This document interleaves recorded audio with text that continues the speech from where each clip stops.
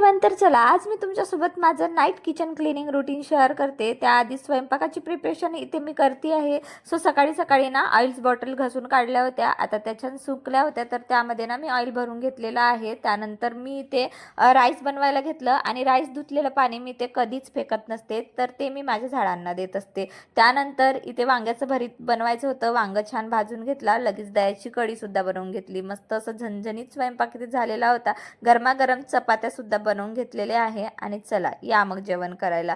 जेवण झाल्याबरोबर माझं एकच काम असते, ते म्हणजे किचन क्लिनिंग करणं. किचनमध्ये जो काही पसारा असतो तो आधी आवरून घेते. जी भांडी मला वॉश करायची असते ते मी वॉश करून घेते. जी भांडी बाईसाठी असतात ते मी एका टोपल्यामध्ये काढून घेते. त्यानंतर किचन इथे पूर्ण गॅस ओट्यावर ना लिक्विड स्प्रे मारून घेतला, पुसायला घेतलं. तेवढ्यातच वेदांत आला होता आणि हा आला की त्यालाच ते काम करायचं असतं. त्याला कसं बसं इथून पळवलं आणि पूर्ण गॅस ओटा असं स्वच्छ करून घेतलेला आहे. चला मग भेटूया पुढच्या व्लॉगमध्ये. बाय.